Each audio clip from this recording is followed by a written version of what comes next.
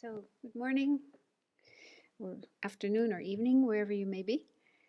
And we'll begin with a little bit of meditation to generate a really positive motivation for being here.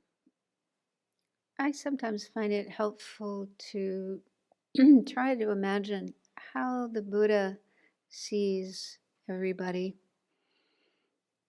Because even though we try to cultivate the four immeasurable thoughts, wishing all sentient beings to have happiness and be free of suffering and so forth, it's not so easy to let go of our likes and our dislikes, our attachments, our aversions, our prejudices. But if we try to imagine the mind of a Buddha, and that's a mind that is totally free of all such afflictive states, attachment and aversion, liking, disliking. So no bias at all. So to the mind of a Buddha, every single sentient being, without exception, is seen as dear and precious and deserving of the most pure unconditional love and compassion. So Buddha's mind sees every single living being, including the ones we find difficult, challenging to like. But the Buddha makes no distinctions. Buddha's mind has the same love and compassion for us and those who are trying to behave themselves and do good, and those who are not behaving themselves and doing harmful things. So Buddha makes no distinction. He sees us all the same, equally deserving of love, kindness, compassion. Well, one important reason for that is the Buddha understands our real nature. He understands and sees directly the emptiness of inherent existence of all phenomena, sentient beings and inanimate objects. So the Buddha sees there's no inherently existing person anywhere in any sentient being. And that is a big factor in being able to see all living beings equally. But a Buddha has also spent a huge amount of time, lifetimes, eons, working on cultivating their compassion and kindness for each and every living being. And so at the time of enlightenment, that kind of attitude just arises spontaneously, naturally, every minute, every second. We can do it too. We can achieve that state as well. But we do have to have the aspiration to do so. We have to see that that is a good state of mind to have. It's actually the best state of mind that there is. It's the best thing we can have for ourselves. The greatest peace and happiness and freedom from suffering. It's also the best state of mind for everybody, because then we'll be able to relate to everyone with loving kindness, and compassion, and wisdom, and all kinds of skillful means to be able to help each and every living being to emerge from suffering and the causes of suffering, and to reach enlightenment as well. So if that sounds inspiring to you, then think that that is the goal, the long-term goal of learning the Dharma, like what we're looking at today. So really try to feel that you would like to reach that state of enlightenment for the benefit of all living beings. And may what we are doing here today be a cause for that. Help us get closer to that state.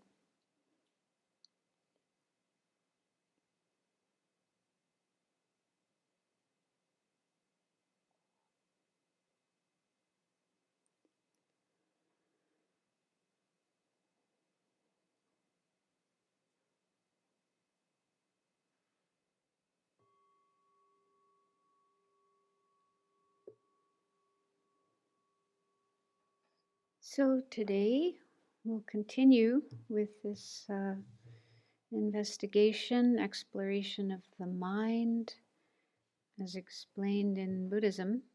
So today's, the title of this set of slides is Know Your Mind with 2 in parentheses. But before getting into the new material, there were a couple of questions left from yesterday that I didn't have time to answer. So I'll do that first. So one question is, can the mental consciousness evoke the 5 others and impact their knowingness of the object? So I wasn't quite sure what was meant by evoke. That kind of term isn't usually used, but maybe it means lead to, kind of mental consciousness lead to, give rise to any of the other 5 sense consciousnesses. I mean, usually my understanding is it's the other way around, that the 5 sense consciousnesses lead to mental consciousness, like when we perceive an object with our seeing or hearing or whatever, we see that object, and almost immediately we start thinking about it, conceptualizing about it, or having associations. Oh, yeah, I saw that before, or I remember when I was a child and I had that experience. So usually sense consciousnesses give rise to mental consciousnesses. But when I was thinking about it, I thought it could be the other way around. For example, let's say there's a person that you're attracted to, you find really interesting and attractive. And if you're in the same room as that person, like maybe at work or at a meeting or at a lecture, and you're doing different things, but the thought might pop up into your mind, thinking about that person, the thought of that person, which happens when we're attracted, when we have attachment or a desire. Thoughts of that person or that object just pop up involuntarily all the time. So the thought of that person might pop up, and before you know it, your eyes are over there, you're looking at that person, looking at them, and then again having more thoughts. Oh, they have such nice hair, they have such nice eyes. Oh, I like that mouth, I like the way they smile. So that's like a mental consciousness, the thought of that person leading to a sense consciousness. Does that sound like something that's possible? And does it happen? Does it ever happen? I think so. Or another example might be if you have the thought, the wish to listen to a certain music, your favorite kind of music. And if you have your device nearby, then you turn that on and get to the right app and choose that particular music. And so then pretty soon you're listening to it, you're hearing that music. So again, a thought leads to that sense consciousness, but it may not happen immediately. It's not necessarily an immediate thing, because to be able to have the sense consciousness experiencing that object, the object needs to be accessible. So that's why I said if the person is in the room, you can look at them. But if they're not in the room, you may have to go somewhere else and look for them. And if you want to hear the music, unless you've already got your device on and you're listening to one song and then you want to choose another one, you can switch to that one. But still, there could be a number of instances of experience in between. Yeah? So it may not be immediate. Probably most of the time, it's not an immediate thing, unless the object is right there, accessible. Because remember, to have a sense consciousness, a sensory perception of an object, the object needs to be accessible. It needs to be nearby. Whereas with mental consciousness, instantly we can think of something and instantly it comes to our mind. And then the other part of the question, can a mental consciousness impact the knowingness, the sense consciousness, knowing the object? And I thought about that, and it seems that that can happen too. I thought of a few instances. But what a sense consciousness is able to know is limited. And this is kind of connected with some things we were talking about yesterday. And So I'd like to read something from Elizabeth Napper's book, Mind in Tibetan Buddhism, about sense perceivers. Sense direct perceivers do not name their objects nor reflect on them. Non-conceptual in nature, they merely experience. So sense consciousness is just experience their objects. They're just aware of their objects. All discursive thought about the object observed by sense direct perception is done by later moments of conceptual consciousness that are induced by that sense perception. So we have a sense perception of an object, and then that induces mental consciousnesses thinking about them, conceptual minds thinking about them. But then, there's a caveat here. Within the Buddhist tradition, this has caused sense-direct perceivers to be labeled stupid and has led to the widespread view among Western interpreters of Buddhism that sense consciousnesses are mere passive transmitters, passing a signal from the sense organ to thought. And she says this is not the case, for sense consciousnesses do know and do realize, this term realize, which we'll look at later, tok in Tibetan, they do realize their objects.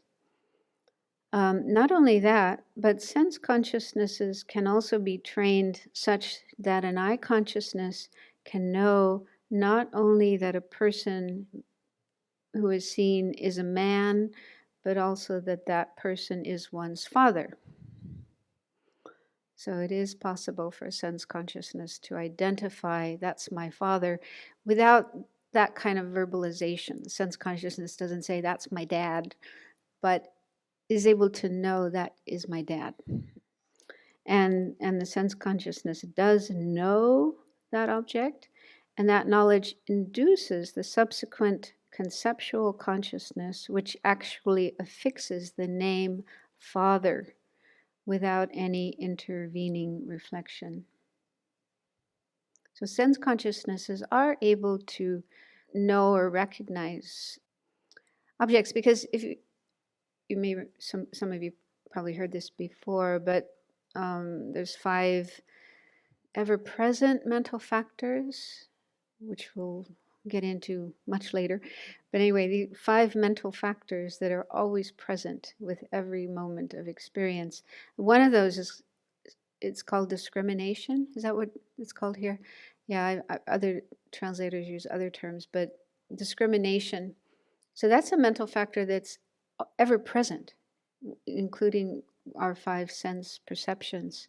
And discrimination is able to notice differentiating marks, distinguishing marks about objects, and can tell one thing from another without labeling, without actually giving a name. That's my father, that's my mother, that's red, that's blue. So it doesn't use those kind of terms, but it still can recognize and differentiate one object from another. So it is able to notice and recognize distinguishing marks, features of objects. And then she goes on, sense consciousnesses are also capable of comprehending their object's ability to perform a function. Thus, an eye consciousness itself can perceive that fire has the capacity to cook and burn. We encountered that last year, I think, when we were studying Pramanavartika, when we were doing review of the Pramanavartika. That example came up, and it was said, yeah, an eye consciousness can know, not immediately, it has to be trained, it has to get familiar enough with fire and know what fire does, but even an eye consciousness can know that fire can burn, so don't go near it. Stay away from it. So that then is an example of how mental consciousness can affect the knowingness of a sense consciousness. If we get really familiar with a particular object, what it is, what its function is, and so on, then our sense consciousness can immediately recognize that without having to think about it. So I hope that answers that question. Oh, another example I thought of too is it said that, yeah, when we have realizations, like realization of impermanence, realization of emptiness, when we really experience impermanence and emptiness, that will affect our sense perceptions. So when we look at things, they won't appear as solid and fixed, objectively out there, just like that. But they appear more kind of illusory, dreamlike.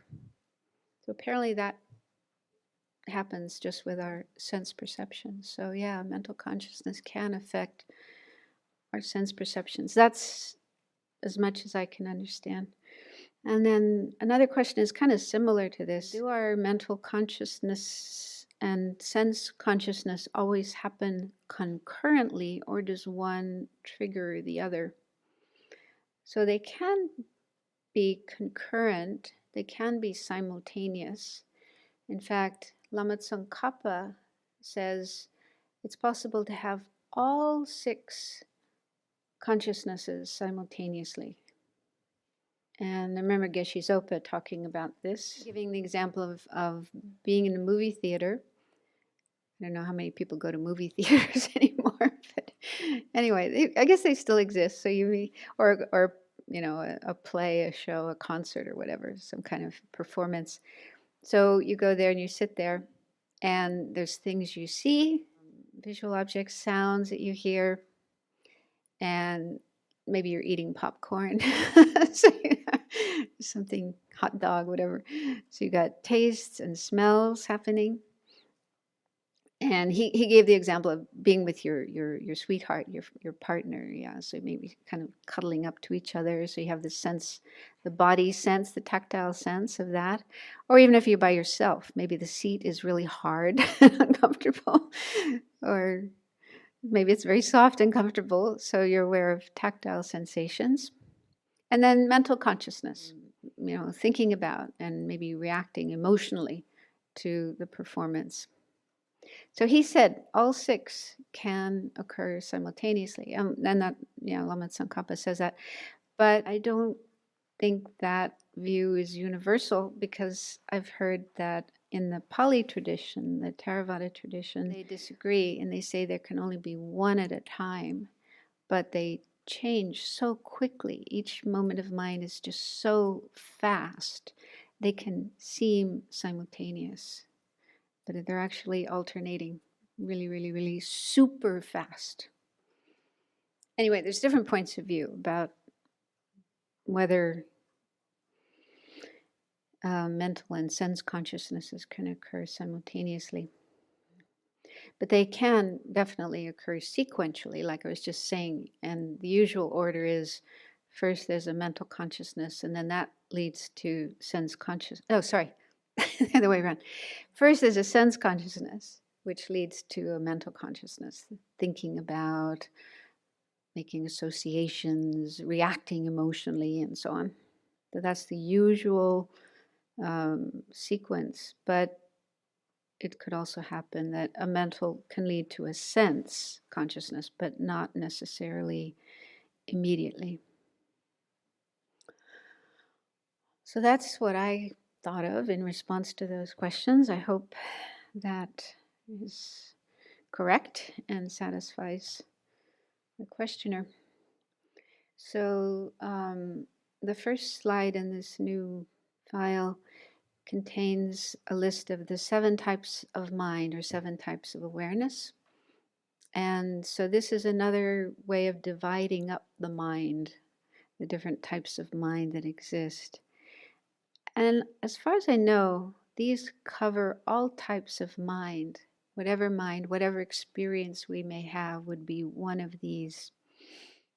This way of dividing the mind is mainly from the point of view of the work that we're trying to do on the mind in Buddhism, on the Buddhist path, transforming our mind from being afflicted, confused, deluded, ignorant, and full of afflictive emotions and suffering and so on, from that state of mind to a state of mind that sees things correctly, that has a correct understanding, a correct perception, a correct experience of things, how they really do exist, and in that way gradually removing the afflictions. They don't all go at once, unfortunately. It's not like in one moment all of our afflictions go away forever.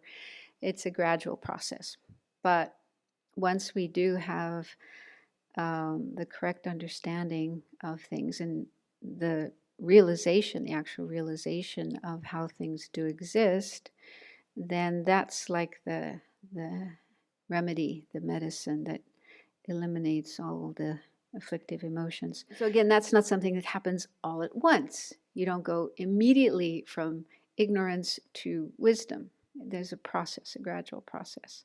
So that this list of 7 types of awareness include the main steps that need to be taken, that we go through in that process. What I'm teaching this weekend and also the next one in August is based on this traditional topic called Lorik, which can be translated as mind and knowing or mind and awareness.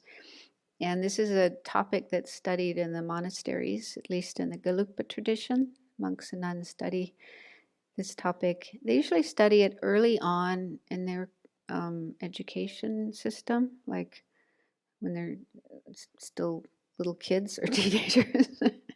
So it's sort of a basic information that really helps them in their later studies, especially the study of emptiness. Because you do come across a lot of terminology. You've probably already noticed this when you read books about emptiness, or you listen to the Dalai Lama, or you listen to Venerable Children talking about emptiness. Then there's a lot of terminology like inferential realization of emptiness and direct perceiver of emptiness and subsequent cognition. There's a lot of this terminology of different types of minds. So it is helpful to learn what those minds are and what the differences are between them, because then when you listen to teachings or read books, you'll have more understanding. But usually when Lorik is taught in the monasteries and also even in Western Dharma centers, they use a text, which has been translated from a Tibetan text, and there's a lot of very technical terminology and definitions. And I'm not doing that here because I don't want to scare people away, because I know sometimes when a Lorik course is taught in a Dharma center, there's a big dropout rate. I think a lot of people think, oh, mind, yeah, I really want to know about the mind. But when they start hearing all this technical terminology, and it's like, oh, this is too hard. I don't understand it. So I don't want to, get people to drop out because it's too hard. So I'm just trying to explain things in more everyday language, more simple language, and give examples to make it more clear rather than precise definitions. It is useful to know the precise definitions. To know exactly, what are the boundaries? What is that type of mind and what isn't that type of mind? It is useful to know that, especially the monks and nuns debate. They go on the debating ground and they debate with each other. So if you're not really precise when you're talking about a certain type of mind, then you might get somebody saying to you, oh, so according to you, a cow is a valid cognizer. Because you haven't been precise in how you're defining what is a valid cognizer. So then you can find yourself in an embarrassing situation. But we're not doing that here. We're not debating with each other. So I'm just trying to give a general explanation of these different types of mind. Okay, so that's the list, and we'll go through them one by one, starting with the first, direct perceivers.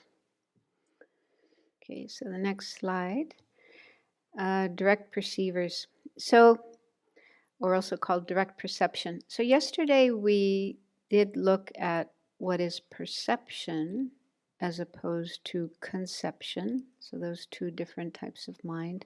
So we learned that perception or a perceiver is when the mind directly, nakedly contacts an object without this medium of an image, a mental image. I mean, one analogy I use, it's not exactly precise, but it's helpful, and that is looking through a window. You know, if you're inside and looking through a window at what's outside, you can see things, but they're not as clear and vivid as when you actually go outside and look at things directly. Yeah? So maybe it's a little bit like that. So a conception is like looking at things through a window, and direct perception is when you're actually outside and looking at things directly in front of you. So the object appears much more clearly, vividly, and more detail is available. So that's perception. Okay, that's the meaning of perception or perceiving. Now here we have direct perceivers, and direct perceivers are a kind of perception, a kind of subcategory of perception, but not all perceivers are direct perceivers. So this sounds confusing, but let's look at the definition. So here I am giving a definition. The definition of a direct perceiver is a non-mistaken knower that is free from conceptuality. So non-mistaken, that term means it's not mistaken. So it's not mistaken specifically to its appearing object. So at the end of class yesterday, there was that chart showing the different kinds of objects, and one is called the appearing object, which is just what is appearing to the mind. But what is appearing to our mind isn't always what's out there. Sometimes what's out there is one thing, and what is appearing to our mind is something else, something distorted. So we looked at examples of mistaken perceptions, perceptions that are mistaken, like seeing rabbits' ears as horns, or seeing mirage as water, or seeing a reflection in a mirror as the real thing. You know, you see a I mean, little kids, you know, this happens to kids and animals. You know, they don't understand how a mirror works, and they look at a mirror and they think, oh, there's someone to play with. And yeah, so it can happen that, I mean, a reflection in a mirror really does look like a real person or a real whatever it is, you know. So if you don't know how a mirror works and you don't even realize it is a mirror there, and then you can be fooled. So those are examples of mistaken perception. When there's a mistake with regard to the appearing object, what is appearing? So direct perceivers are not mistaken. They're never mistaken. So those examples of seeing a mirage as water, seeing a reflection in a mirror as something real, those are not direct perceivers. So direct perceivers rule out all wrong or mistaken perceptions. So the third bullet point says, if a perception is mistaken to its appearing object, then it's also mistaken to its engaged object. So we also looked at that yesterday. The engaged object is the object the mind is actually engaging with, dealing with.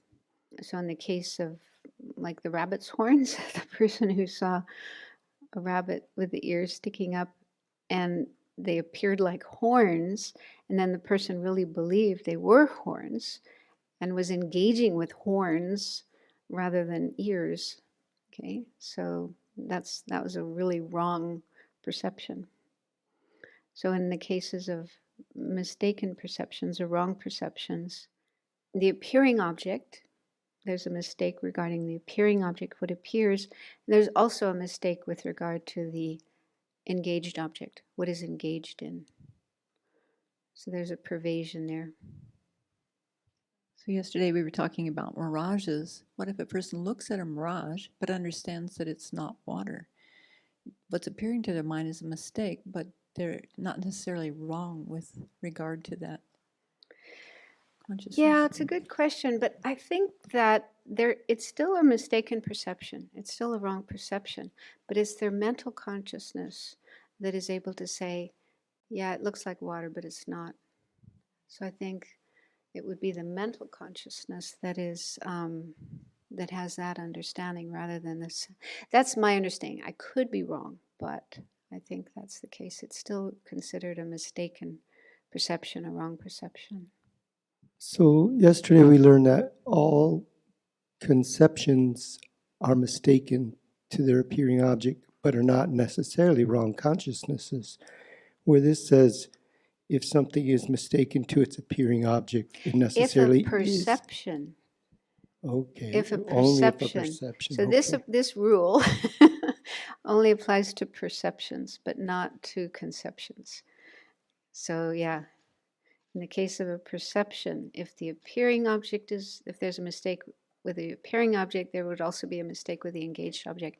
But with conceptions, it's otherwise. There can be a mistake to the appearing object. They're always mistaken to the appearing object, but they can still be correct with the engaged object. This is complicated, but it does come up with Madhyamika. When you study Madhyamika teachings on emptiness, I can't remember exactly how it goes, but yeah, because according to Madhyamika, all of our perceptions are mistaken because things appear inherently existing, truly existing, but they can still be correct. They can still be valid. So there's a different story there, but let's not go into that. Partly because I can't remember how it goes, but that's more complicated. But this, yeah, again, the way I'm explaining this topic here is according to Sotrantika, the Sutra school, because that's, I mean, low-rig texts are always written according to Sotrantika. And so you study the Sotrantika view of things. I'm kind of cheating a little bit, though, because I am throwing in some Madhyamika things. Because Sotrantika doesn't talk about emptiness of inherent existence. Okay, you never come across that when you're studying Sotrantika. They only talk about selflessness of persons, the absence of a self of persons, but it's not inherent existence. So, but those of you who are following the Friday night class, Venerable Children did go through volume 2, only a few years ago. And in volume 2, what's it called? The Foundation of Buddhist Practice. There is a section in there on the 7 kinds of awareness and valid or reliable cognizers. And that's according to Prasangika. So there are some differences there between what Prasangika says and what Sotrantika says. And I was trying to decide what should I do. And I just decided to stick with Sotrantika because that's the more common way of looking at low rig. But I am pointing out a few things about Prasangika that are different. But I mean, I guess, yeah, why the textbook writers and the ones who formulate the education curriculum for the monasteries, why they decided to stick with the Sotrantika view, I'm not sure what the reasons are, but it certainly doesn't hurt to know the different points of view of the different schools. That could be one reason. And then later the students will study Madhyamika and they will learn the differences that Madhyamika has compared to Sotrantika. Because they're spending years, I mean, between 15 and 20 or 25 years studying Buddhist philosophies. They got plenty of time to look at all the different schools and all the different details of the different schools and so on. Okay, anyway, so 4th bullet point says, therefore, a direct perceiver is never a wrong consciousness. So if you see that term direct perceiver, it's a correct one. It's never one of these weird wrong perceptions. So it always knows its object correctly. Then the other part of the definition, free from conceptuality, simply means it's not a conception. It's always non-conceptual. And that means it experiences its object directly, nakedly, like looking at a flower directly rather than looking at it through the window. Okay, then there are different types of direct perceivers.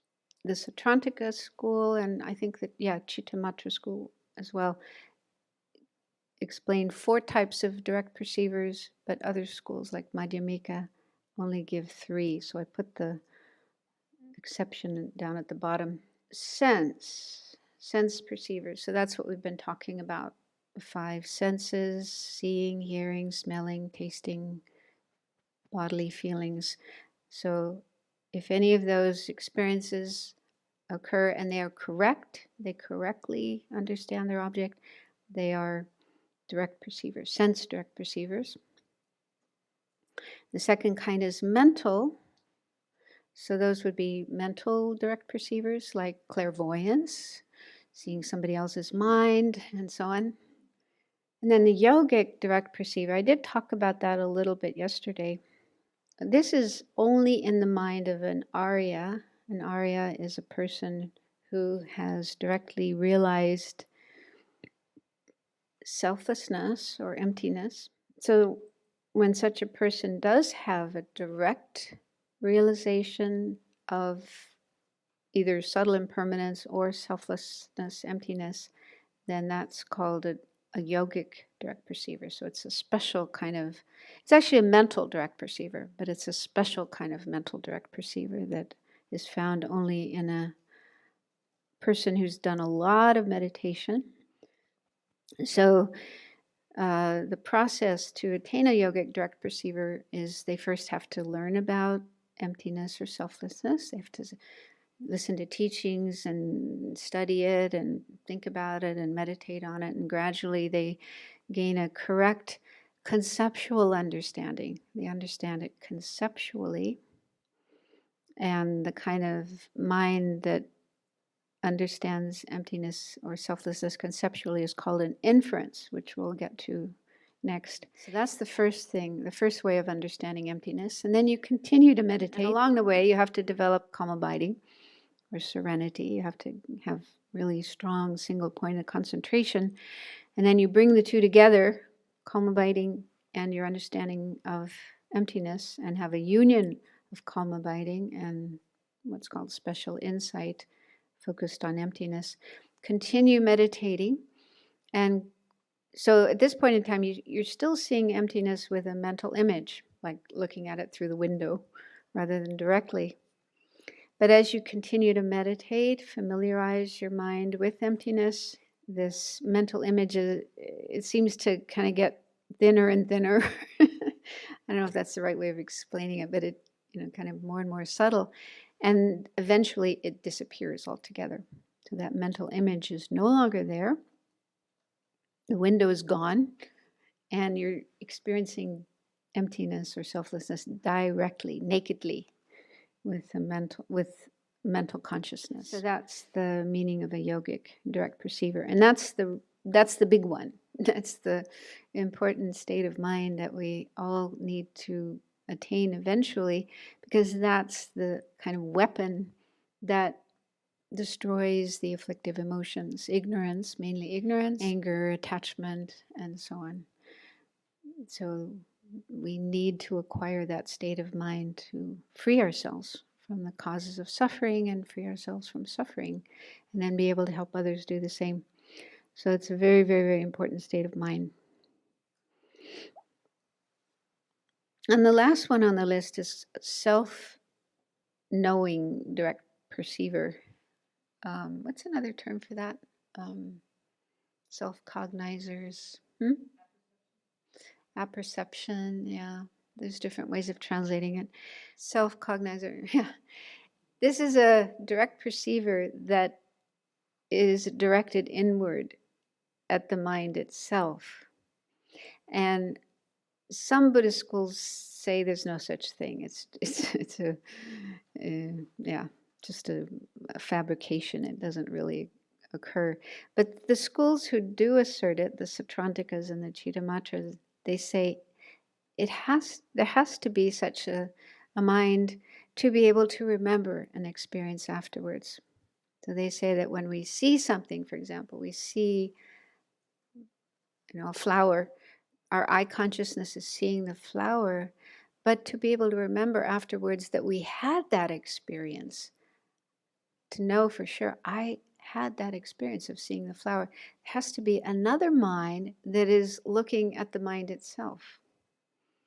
So that's the meaning of a self-cognizer. It's kind of like a part of that experience, but instead of looking at the flower, it's looking at the mind that's looking at the flower. So, yeah, they say we wouldn't be able to remember having that experience if we didn't have a self-cognizer.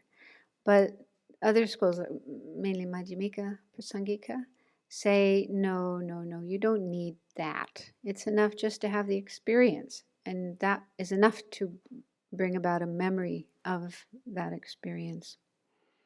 So I don't want to spend time talking about that, because in our Madhyamika studies, which is the main school that we usually study and follow, they say there's no such thing. So those are the 4 different types, or 3 different types, if you want, of direct perceivers. Now at this point I want to talk about valid or reliable cognizers, because some direct perceivers are also valid or reliable. So we need to know the criteria of a valid. Now I'm putting valid here. I know Venerable uses reliable. Library of Wisdom and Compassion uses reliable, but most other books that I know of use valid. What does Jeffrey use? Does he say valid or reliable? Or you have to be flexible with these terms. Elizabeth Napper uses prime cognizers, and another book uses ideal. So there's different translators have their preferences, what word they like to use. I'm used to using valid, so that's the one I keep using. Anyway, so valid or reliable cognizers. So these are minds that are new and infallible or incontrovertible. So to explain those terms, new means it's the first moment of such an experience, because it's said that our mind changes really, really fast. And to be able to actually perceive an object or know an object or understand an object, we need several moments of looking at that object or knowing that object. If it's just one single moment, one single instance of mind, it's too short, too fast to be able to fully know an object. So there has to be a sequence of moments of looking at an object or thinking about an object to really understand it. So there's a sequence. So new means the very first moment of that sequence. And it said that that first moment is engaging with the object and realizing the object in a very powerful way, in a very fresh way. And then the later moments are just kind of re-experiencing what was already experienced. So they use the analogy of a train. A train usually consists of an engine at the beginning, at the front of the train, and then all these cars that carry the passengers and the, or what is it, freight trains, yeah. So those cars aren't able to move by themselves. They don't have the energy, or they don't have an engine that can drive themselves. So they are pulled by the engine. So the engine that's where the energy is, that's where the power is. That is able to move by itself, and the other cars move by the energy of the engine. So they say in a similar way, if we have a sequence of moments, momentary experiences, focusing on an object, the initial one is like the engine. That's the one that's got the power, and the later ones are just kind of pulled along through the power of the first one. So that's why they say, and this is a point of, different schools have different opinions about this, but some schools say only the first moment of a sequence is a valid or reliable cognizer, and the later moments are not valid. That doesn't mean they're wrong, they're still correct, but they're another kind of mind, which we'll look at later. It's called a subsequent cognizer. But the Prasangika school, Madhyamika Prasangika, don't agree with this. They say it's not only the first moment that is valid, the subsequent moments are valid too. So they kind of refute this need for freshness and the initial moment being valid. And then infallible or incontrovertible. The meaning of that is that it realizes the object correctly and in a very kind of certain way, so that afterwards you feel certain about what you experienced. You don't have any doubt. Did I see that? Or did I see that? Or was it that? Or was it that? There's no doubt afterwards. You're 100% sure of what you saw. And you're right. You did see it correctly, or you did experience it correctly. So an example of a valid cognizer, this is a perception. The initial moment of seeing a red rose correctly, such that afterwards you are sure that you saw a red rose and not a white one or a pink one or a yellow one. You were sure about the color. And you're also sure about the type of flower. It was a rose and not a daisy or a peony or a lily. So you're really sure about the object, and you're correct about the object. So that's the meaning of a valid cognizer. And there are two types of valid cognizers. One is a valid direct perceiver, and one is a valid inference. We'll look at that later, but first let's look at valid direct perceivers. Okay, so a valid direct perceiver have three criteria. First is non-conceptual, so that rules out conceptions, and it means that this is a mind that's directly and nakedly experiencing its object. The second is that it has to be correct and not wrong.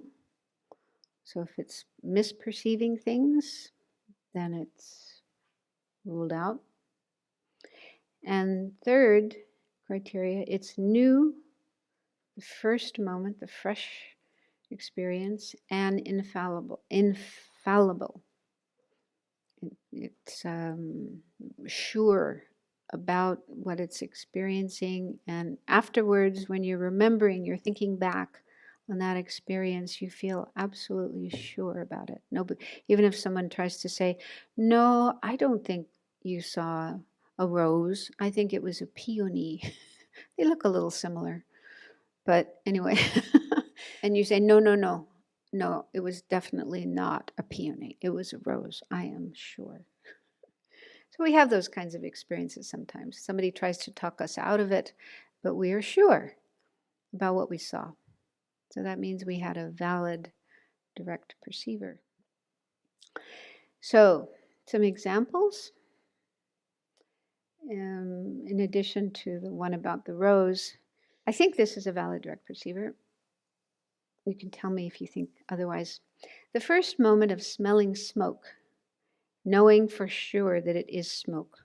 We've probably all had that experience sometimes. We're sitting somewhere quietly, reading, studying, working on our computer, and then that smells like smoke, and we probably immediately jump up and go and look for the source of it. What's on fire? Sometimes it is a fire. So if it really was smoke and not something else, I don't know if there's something that can smell like smoke but isn't smoke. Liquid smoke. Is that what you put in the food? Yeah, I wondered about that. I've never used it before. Okay, but that probably wouldn't, the smell of that wouldn't carry very far beyond the bottle, would it? Unless someone's cooking with it. I don't know. But anyway, there are cases where there may be something that smells like smoke but isn't really smoke. But anyway, we want to check it out. We want to make sure what that is, because especially a place like here, there's definitely danger of fire. Okay, so the first moment of having that experience, provided it really was smoke, and you are sure that it is smoke, then that would be a valid direct perceiver. Then the other example is the first moment of a direct realization of emptiness. So that was what I was describing before. It's the culmination of quite a long process of studying, meditating, and first getting a conceptual realization, and then that becomes a direct realization. So the first moment of that direct, naked, non-conceptual realization of emptiness, that's a valid direct perceiver. Oh, I made a boo-boo there. What did I do? That's the last bullet point there. I made a mistake. That shouldn't be valid inference. That belongs somewhere else. I was doing this late last night and I was tired. So, yeah, so that should say the first moment of these experiences is a valid direct perceiver, not a valid inference. I'll change that later and send the correct one. So the next slide shows a kind of graph to illustrate the relationship between all these different terms, which can be kind of confusing. So the biggest circle represents all possible minds, all possible types of experience that we could have. And then the next circle, a kind of a portion of minds, are perceivers. So perceivers are when we have this kind of direct, naked, non-conceptual experience of an object. So what would be a mind that isn't a perceiver? What would belong to the big circle, but not the smaller circle within it? Conceptual minds, right? So the bigger circle includes both perceivers and conceptual minds. But then within that, perceivers is a subgroup, a subcategory. And then we go to the next smaller circle, and that's direct perceivers. So direct perceivers is a subcategory of perceivers. They are perceivers. They experience their object directly, non-conceptually. But on top of that, they have to be correct. They have to be right. They have to perceive their object correctly. So what would be an example of something that's a perceiver but not a direct perceiver? Yeah, seeing the rabbit with the ears sticking up and they appear like horns and you buy into that, leading to the thought, oh, there's a rabbit with horns. You know, it's really funny. I don't know if you've heard about this, but somewhere, I think it's in Wyoming. If you drive through Wyoming, you've probably seen it. If you stop at a souvenir store, you'll see postcards of a rabbit with horns. and it says, this is a jackalope. I don't know what, you can do anything with photos. So they have a rabbit and they have like antler horns or something on top of the rabbit. So people like to buy those and send them to Tibetan lamas, Look, there are rabbit horns. Anyway, it's a joke. It's a joke. It's not true. There's no such thing as a rabbit with horns actually growing out of the top of their heads. Anyway, yeah, so that would be a perceiver, but isn't a direct perceiver. And then other examples like seeing a mirage as water, seeing a reflection as a real thing. Okay, so then the smallest circle is valid direct perceivers. So that's like a subcategory of direct perceivers. And that will only include direct perceivers that are not only correct, but also new, first moment of an experience, and infallible. They lead to certainty. Well, I think direct perceivers, I think they're also infallible. I think they also lead to certainty. If you really have, well, we'll check that later. I could be wrong about that. But anyway, the main thing is, the main criteria is new. the first moment, the initial moment. So can someone think of something that is a direct perceiver but isn't a valid direct perceiver? Yeah, the second moment after having a correct perception of something. But only the first moment of a correct perception is valid, and then second, third, fourth moments would be, they're called subsequent cognizers, which we'll look at later, but they're no longer direct. So I don't know, for me it's helpful to have visual things like this rather than just dealing with the terms. The terms can be complicated. Any questions about this so far? So then for prasangikas, would direct perceivers and valid direct perceivers be the same thing because they don't have that qualification that valid direct perceivers are necessarily new?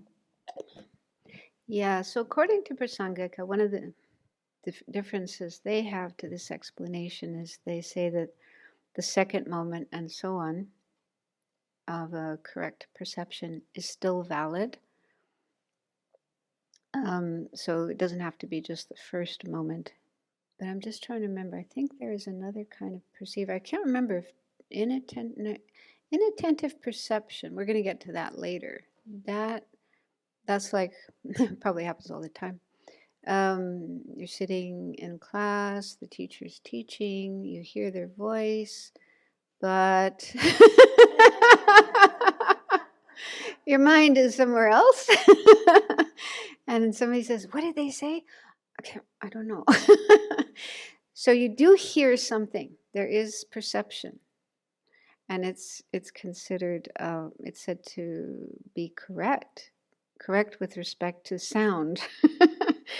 You did hear a sound. You were correct that there was a sound, the sound of a voice, the sound of the teacher's voice, but the actual content of what they were saying, you missed that because you were paying attention to something else. So there's actually a correctness there. I just can't remember whether it's, maybe it's not a direct perceiver.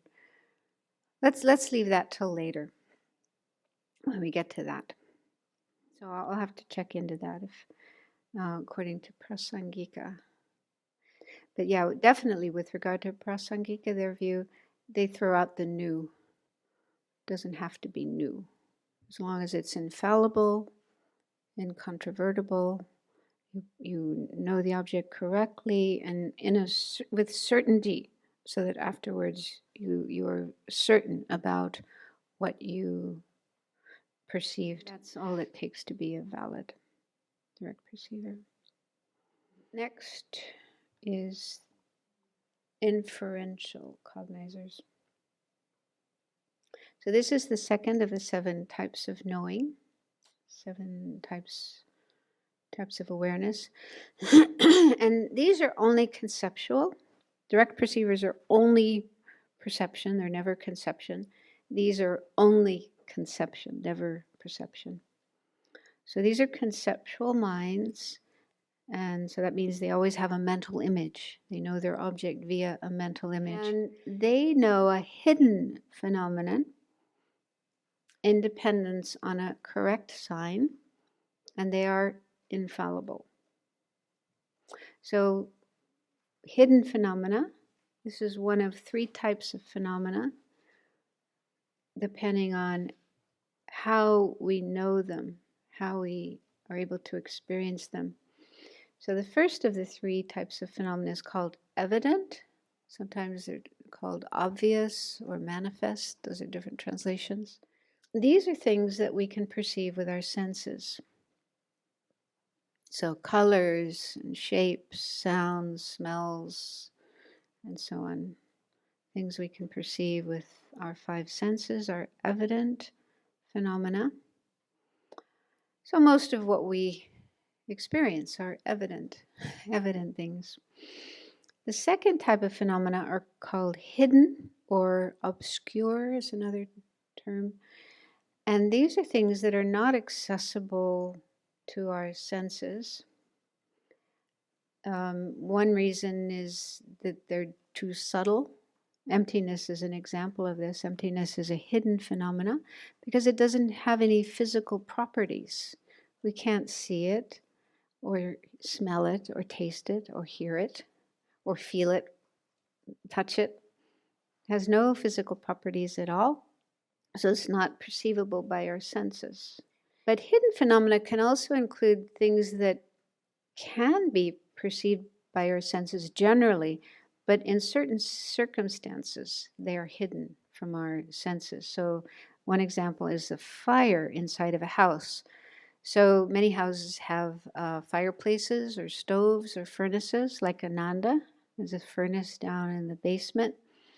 And in the wintertime, on a cold morning, somebody will start a fire in the furnace. And if you are outside and you look at Ananda and you see smoke coming out of the chimney, then what does that tell you? There's a fire. There's a fire in the furnace. But we can't see the fire. It's down in the basement, it's inside the furnace and inside the house. There's kind of many barriers to our eyes being able to actually see the fire. But smoke is a sign of fire. Where there's smoke, there's fire. So by seeing smoke, we can infer that there's a fire. So in that circumstance, I mean, normally we can see fire. If we go down into the basement and open the door of the furnace and look, we can see the fire. So it is perceivable by our senses. But in that situation, because there are things in the way, it's not perceivable. But we can still know that there is a fire by the smoke. And that's very useful. Like when we're up here and we're looking out at the valley down below and we see smoke coming up from the trees, like happened last summer. And then we knew, oh, there's a fire over there and let's get ready in case we have to evacuate. So yeah, inference is very useful. It enables us to know things, understand things, realize things which aren't accessible to our senses. And then there's a third type of phenomena, which is called hidden. Very hidden. Very hidden. And so this includes things that not only can't be perceived by our senses, but we also can't know them by means of logic. We can't prove them, because like emptiness is a hidden phenomena, but how we come to know emptiness is by using logic, by using what's called a correct sign, a correct reason. So there's a whole process of syllogisms and proving to yourself that emptiness, or that something is empty, like my body is empty because of, for example, dependent arising. It's a dependent arising. It exists dependent on other things. So that's said to be the best reason, the king of reasons for proving emptiness and realizing emptiness. So there's a correct sign. But in the case of a very hidden phenomena, this is something that can't be known even with logic. Example is certain statements made by the Buddha, like giving is the cause of wealth. So Buddha taught practicing giving, being generous, it creates the karma to be wealthy, although wealthy doesn't mean being a billionaire, but having things, having resources, having the things you need. So if we give now, in the future, the karmic result of practicing generosity is that we will have the things that we need. We won't be impoverished, go hungry, and so on. So the Buddha taught that. But that's not something we can perceive with our senses. We can't see that giving today will produce resources in the future. And it's also not something we can prove logically. So for that kind of thing, we need to rely on, it's actually a certain kind of inference, which is called inference or inferential valid cognizer by authoritative testimony, which simply means we rely on the words of someone who is an authority on that particular topic. So we regard Buddha as an authority because Buddha has omniscient mind. He's able to see past, present, future, everything that exists. So he can see the connection between actions that are done at one point in time and results that are experienced at another point in time. He can see that directly. I mean, for the Buddha, that is a direct. that is something evident. He can see that. He can see, oh, many, many lifetimes ago, you gave $1 to that homeless person, or you gave a bowl of food to that hungry person. And as a result of that, now in this lifetime, you have everything you need. So he can see that directly. And so we regard Buddha as an authority. He knows what he's talking about. So we rely on his word to be able to accept that, to be able to know that. But that doesn't mean we just blindly accept what the Buddha says. You still, to have this inference, an inferential realization of that, the truth of that, we still have to go through a process of investigating the Buddha's teachings and check, other things that the Buddha said, are they correct?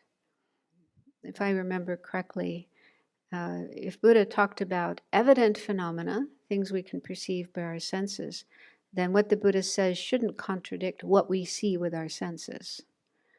Like if the Buddha said the moon is red, well, we just have to look at the moon and we can see it's not red.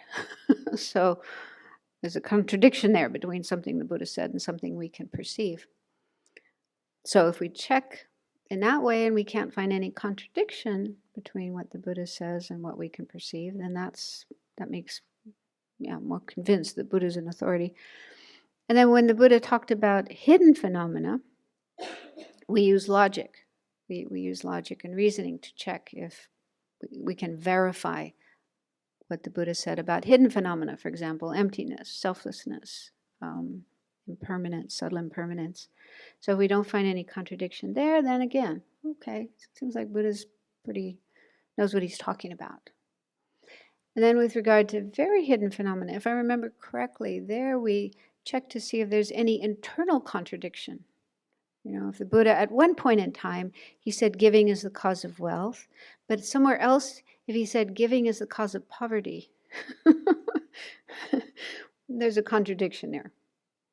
But I doubt if Buddha ever said giving is the cause of poverty. I haven't read every single word that he spoke, but I'm pretty sure he wouldn't have said that. So if you don't find any internal contradiction when the Buddha spoke about very hidden phenomena, then you can be sure. So by going through these steps, this process of investigating other teachings the Buddha gave, and you become convinced, yes, he really is right, what he talks about. So I can believe that. I can go along with that. I mean, a more simple example that's sometimes given is our birthday. The day we were born. Do we have is that perceivable by our senses? I mean, we were there, but we didn't know what day it was. We couldn't have said, oh, that was March 11, 1952. That was my birthday. So I didn't have the ability to know what day it was. So it's not perceivable by our senses. And it's also not something we can know logically. There's no logical proof of what day we were born. So we have to rely on those who are authorities, like our mother. Our mother, our father, maybe our birth certificate, because there's an official document by, I don't know, who gives birth certificates? Is it the hospital? Okay, so the hospital makes this official document. This person was born on this date, at this time, in this hospital. So those are authorities that we can rely on to know our birth date. So our birth date is like a very hidden phenomena that we can only know by relying on authority. Okay, so I think we just do one more.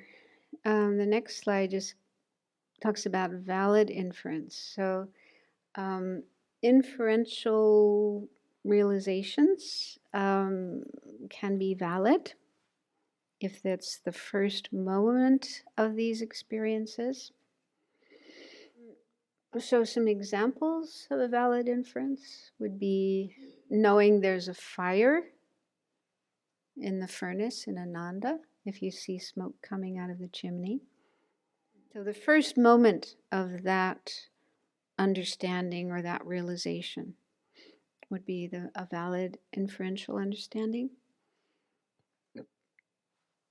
The other example, realizing that the self is empty of inherent existence because it is a dependent arising. So this isn't just saying to yourself, oh, there's no inherently existing self. My self is empty of inherent existence because it's a dependent arising. That's not a valid inference. You have to go through a process of really investigating, using logic, and it's probably quite a long process before you actually get that realization. Otherwise, it's a correct assumption, which we'll look at later. That's one of the other of the 7 types of knowing. You just assume because your teacher said so, and it kind of makes sense. Yeah, just a little bit of I've thought about it and it makes sense to me, but that's still not a valid inference. That's not an actual realization. You have to do more than that. So if you go through that process and you do have that realization, yes, self is empty of inherent existence. There's no such thing as an inherently existing self. That's the first moment of that realization would be a valid inference. And then later moments after that, second moment, third moment, but also remembering afterwards. If you think about it the next day, oh, yesterday I had that realization. Yeah. And it's still pretty strong in your mind. That would also be a subsequent cognizer, remembering consciousness. So these are all conceptual minds. So the mind is still knows its object correctly and in a very powerful way, but there's still this mental image in between, kind of in between the mind and the object, like a window in between our eyes and something outside. So I'll stop there. Probably enough information. And we have a few minutes left if anyone has a question. Question online. Inferential cognizers seem to base their cognitions on perceptions, perhaps based upon mental consciousness.